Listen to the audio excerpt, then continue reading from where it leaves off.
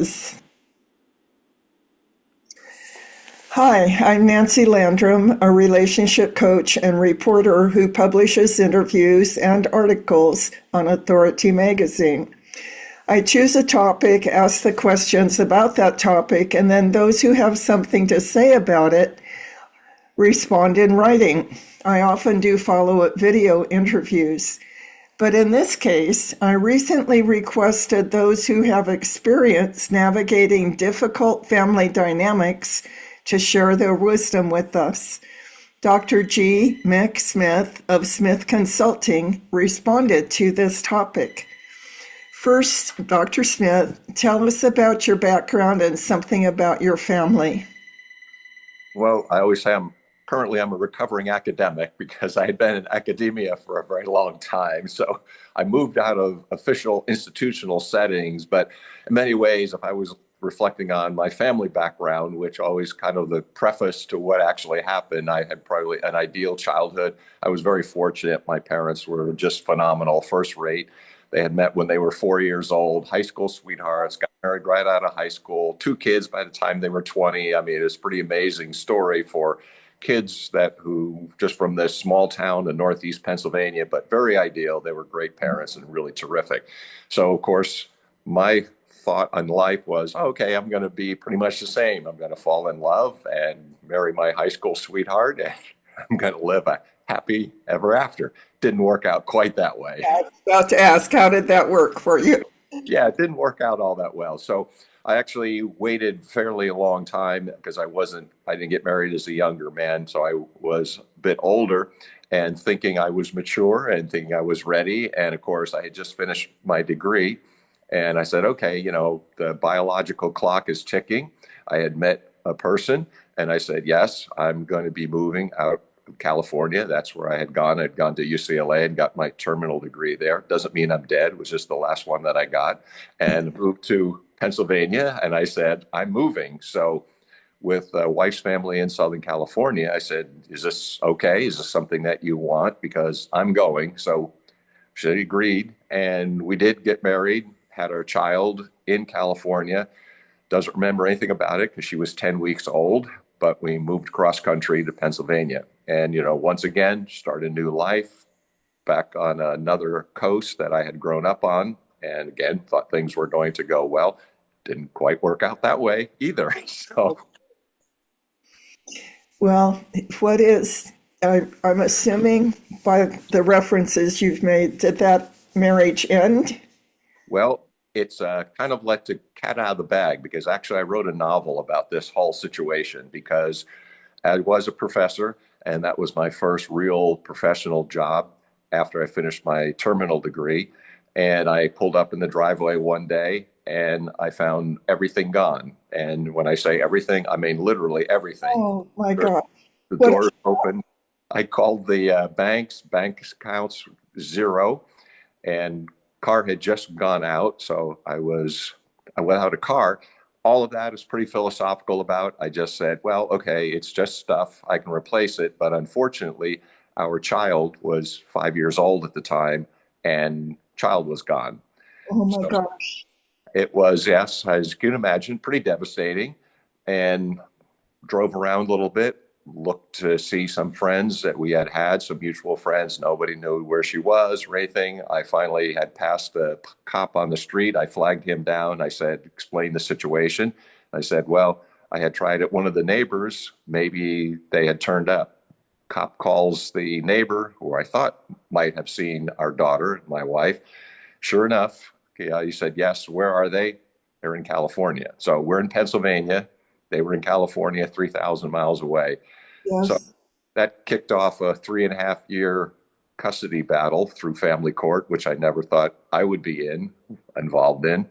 Yeah. But again, wrote the novel about it, but I'll let the cat out of the bag. It's called Burning America in the Best Interests of the Children, because I had to fight for 3.5 years through the court and did not get my daughter back through the court. Actually, my wife passed away and she was 38 years old. That's Oh, how I got my daughter returned home. how old was your daughter at that time? Well, she was taken. I call it kidnapping when she was 5, but she was 8 by the time that she returned home because I was in a marital home the whole time. And so through the courts, I had actually arguing, well, can't the child return to her marital home? She has none, didn't know anywhere else, but she had been dropped around and gone to different places for that 3.5 year period. I did see her occasionally. I did see her sometimes, but not full time. And the odd thing about this whole story is what I tried to point out when we first got married. My wife was in the medical field. She worked double shifts. So either she was sleeping or wasn't at home. So guess who was taking care of the baby? And that means feeding the baby, changing the baby, putting diaper on the baby, putting that baby to sleep. I did. So I also tried to argue I was a primary caregiver. And this is why I subtitled the novel "In the Best Interest of the Children," because I did not find the family court was in the best interest of the children. I think they are biased in the favor of the mother. And, that's been true for many, many, many years. I hope that's changing. But I'm curious to know what effect all of this had on your daughter. Well, I think there's two different things, and there's two different ways of going about it, because I said one thing that grew out of this is that we're on hiatus right now, but a co-host and I started a podcast, and she was on the opposite side. She's a mother who was estranged from her children, and we had a good pro and con from two different points of view, male and a female, mother and a father, because we both respectively had our separate stories, but they coincided. So we had a podcast called The Aftermath, the epidemic of custody, divorce, and healing. But I think you find this with children.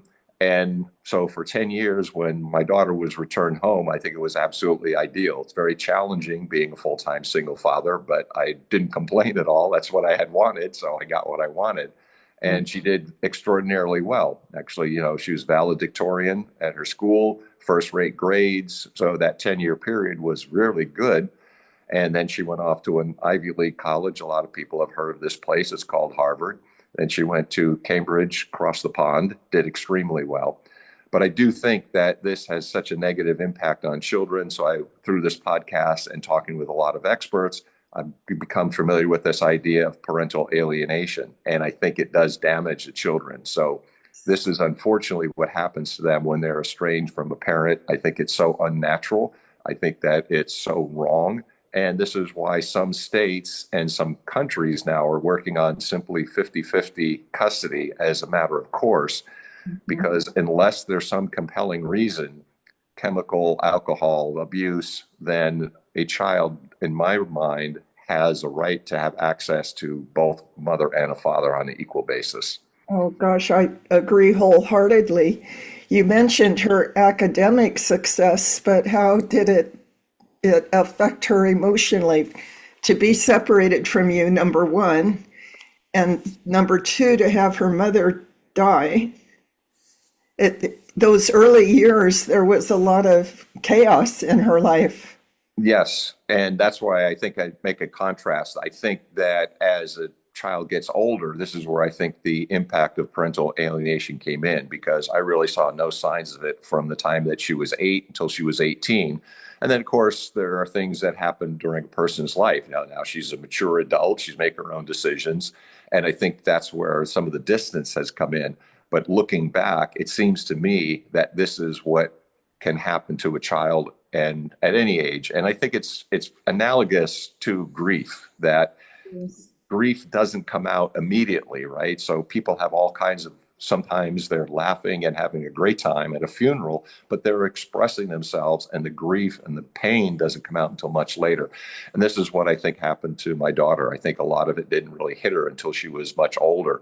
So as an older person, and now she's at a mature age, I think it hits her harder now. And I think there's where the therapy comes in. I think there's where you really need to talk to somebody, because you're right. When you're a child, you're 5 and 8, you don't quite understand what's going on, but you know something really bad has happened. And I think dealing with that, I think you have to get some sort of therapeutic help throughout your age and throughout your life. So I'm kind of reading between the lines of what you said, and I'm coming up with the possibility that you and your daughter are estranged. Yeah, and that's what I'm coming to. That's what I'm saying exactly. And this is why it's so strange about a person who said everything was really fine for a very long time, did extremely well in academic work. And I think that's why I'm saying it's what people have sometimes talked about repressed memories. And when I talked to my daughter in a 10-year period, I would ask her, I said, well, where were you basically for 3.5 years? Like, what was going on? And she would answer me honestly, said, Dad, I blocked out a lot of that. So I'm thinking to myself, well, a lot of these things she hadn't processed through that 10-year period. But I think as she got older, then a lot of this started hitting her and hit home and probably in a very negative way. And somehow I'm the one who gets alienated now, even though I'm the one saying, well, shouldn't you be closer? I'm the only surviving parent. I took care of you as a baby. I took care of you as you got older. And, certainly you did well in the time that we were together. I think children below the age of about 17, 18, 20, 25 don't have the capacity to process the emotional aspects of their childhood. Mhm. And that was that I've seen that be true with many of the families that I work with. Okay. The rebellion, the alienation, the anger, the resentment, the questions, and then the blame begin to come out in late teenage years. Yeah. And that's funny you say that because when she did get to college, I said I started getting some of that. Like when she was out of the home, and it's almost exactly that age, about 19 or 20, when she was somewhere mid-career in her undergraduate work, I started seeing that. And I'm saying, well, she is an adult now and she is making decisions on her own. But I did find some of that because she wasn't talking as much to me and she sort of cut it down to communication. But again, I'm thinking, well, I don't know if it's necessarily me, but it could be just her and her processing.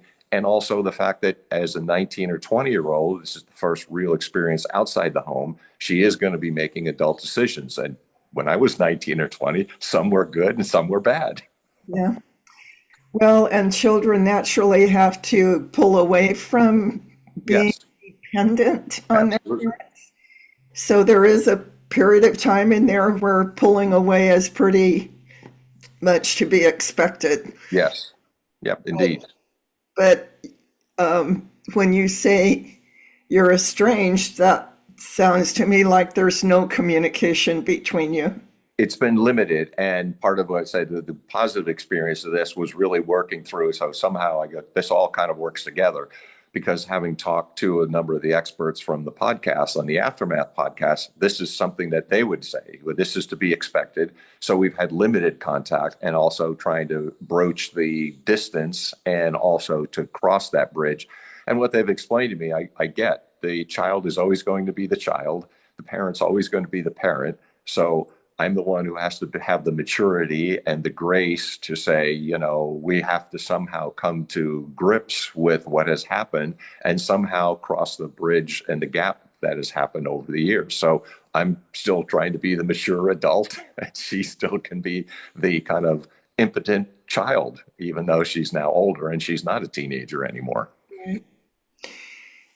I My early years with my son were ideal, although his father died unexpectedly when he was only 8 months old. So I was a single mom for quite a few years. But we had what I thought was a really great relationship until he was 13 and I remarried. And it didn't go well. We didn't understand the dynamics of a Mm, family are so different than the dynamics of a nuclear family. sure. And I thought that my relationship with my son was secure. And so I spent a lot of energy building relationship with my stepchildren and my new husband. And I found out much later that my son felt abandoned. It was like Oh, he needed me at that time, that huge transition time. He needed me more than ever. But sure. the didn't really come out until he was 20, 21, 22. And then he severely distanced himself from me. And I wanted to fix it. And finally, he agreed that we could talk about it. But I was, I made the mistake of wanting him to understand what I was going through at that time instead of focusing on understanding what he went through Yeah. at that time. And I found that I needed to do a lot of heavy duty listening without defending myself, without explanations, but just listening and being very empathic to what his experience was during those years. And I'm grateful that the relationship gradually healed. Oh, good. And now we have a wonderful relationship. I'm so grateful for it. Sure. He had to do his forgiveness work, and I had to do my becoming a more adult work of just being willing to listen and not pressure him, let him do it at his own pace. But it's such a painful experience. I have so much empathy for what you must have gone through and be going through now, to be basically alienated from your child twice, once when she was a Yeah. child and then now as an adult. It's so painful. I'm so very sorry. Well, yeah, I appreciate you saying that. And, just it's only child too. So, I mean, there's a thing. I'm only parent and only child. So to me, I mean, again, trying to be the mature adult here, it's like, well, it should be obvious, regardless of how difficult and painful it is. It's like, where else are you going to look? I mean, blood is thicker than water, as they say, and this is it.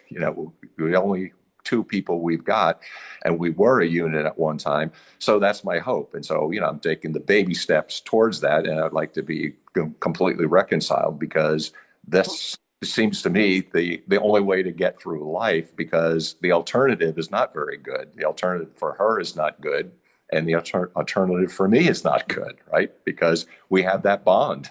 It's a Right. bond, very deep. So what actions or words or behaviors have you been doing to maintain a thread of connection with her? Well, I've said I've worked with the experts now, fortunately, because of the podcast. And I contacted some people who are the alienation experts. And this is what they suggest. There's a therapeutic letter, which I wrote, and it's a lot of what you're saying, a lot of listening. And yes, I understand you had a lot of pain, and keeping my mouth shut and trying to just say, okay, let me just listen, because it is very difficult for me to understand. If from a parent's point of view, that everybody knows, when you're a parent, you're worried about the kids 24/7.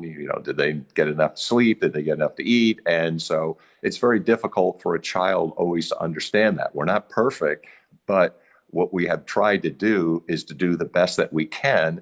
And when we are limited, give us a break, because what people have said is very true. Kids don't come with an instruction manual, and they're all different. And what works with one kid is not going to work with the other. What works with a boy is not going to work with a girl, vice versa. So we're trying to figure that out all the time. And so that's the tack that I've taken, to say, okay, let me reach out, let me write, and let me just put things in words that are in written form, as opposed to actually speaking. So when we did try to speak before, it didn't go well. So, I got to keep hopeful that, we can try again and see what happens. Well, I commend you for your tenacity, and I certainly understand your desire to keep trying. And I hope for your daughter's sake that she can eventually receive the love that you're offering. Yeah. It has to be a giant hole in her life to have both of her parents gone one way or the other. Yeah. Yeah. I hope for her sake and yours that she's able to do whatever process it is she needs to do so that there can be some connection reestablished. Yeah, I appreciate that because if I've talked to the counselor who is a parental alienation expert in the current position that my daughter is involved in, I never really thought of it this way, but she's involved in an occupation that is therapeutic in nature. So one of the things that she pointed out is, well, that might be a good thing. Although I'm thinking, well, I don't know why you chose this particular profession, but it's a therapeutic type of profession. So I would think that there would be a lot of pressure that she is going through. And so, all I can say is like, here I am, I'm still dad. I still like to help. And perhaps she is processing it. So I'm going to remain positive and optimistic that that bridge will be crossed.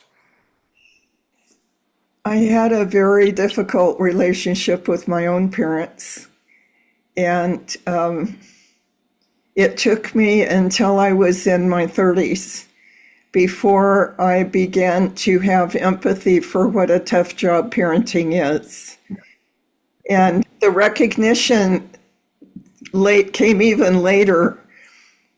I ended up as a relationship coach that I primarily work with couples, helping them learn the communication and conflict management skills they need in order to have the love relationship they thought they were getting when they fell in love. Right. And the reason I ended up in that field was because it hurt me so deeply as a child to see the way my mom and dad treated each other. Oh, They didn't know how to treat each other very respectfully. And there's a low level of bickering going on all the time. It eventually erupted into a fight. And I had a lot of pain for many years because their relationship affected how they parented me. So I didn't sure. get the parenting that I thought I needed. But in my later years, I began to think maybe I had the perfect parents that set me up for the profession that is Sure. calling. Right. Because from a very young age, I was determined to learn how to have a happy and loving marriage and a more loving family. And that is the results now. Although my second husband has passed away, but I have such a loving and respectful relationship with my child and with my stepchildren that I appreciate so very much. But it's taken me all these years to look at my parents from a Yeah. different perspective instead of blaming them because they didn't meet my needs, in my opinion. I realized that they were perhaps the perfect setup for me to have the profession that I've enjoyed for so many years. Yeah, there's a great quote by Soren Kierkegaard, the philosopher theologian, who said, "We live life forwards, but we understand life backwards." There's really something true about that because we're Yeah. going one way and then you have to turn around and look, okay, now it starts to make sense by looking backward. And I'm always reminded of another quote, that same thing, my dad's gone, God rest his soul, but we would have some tussles over the years. But I go, as I've gotten older, I've appreciated him more and more as I've understood where he was coming from and saw the difficulties that he had in his own life. There's a great quote by Mark Twain who says, "I can't believe how much my father learned between the age that I was 16 and 21." Yes. Yeah, he was getting a lot smarter. Yeah. Well, gosh, thank you so much for spending some time with me this morning, and I appreciate all that you've shared. Certainly wish you and your daughter the very, very best. Thank you so much. I really appreciate that. And so I'm encouraged that you're doing good work there and you can help other people. And I'm optimistic and hopefully we can cross that bridge. Would you mind staying on for a minute after I stop the recording? Yeah, sure. No worries. Okay.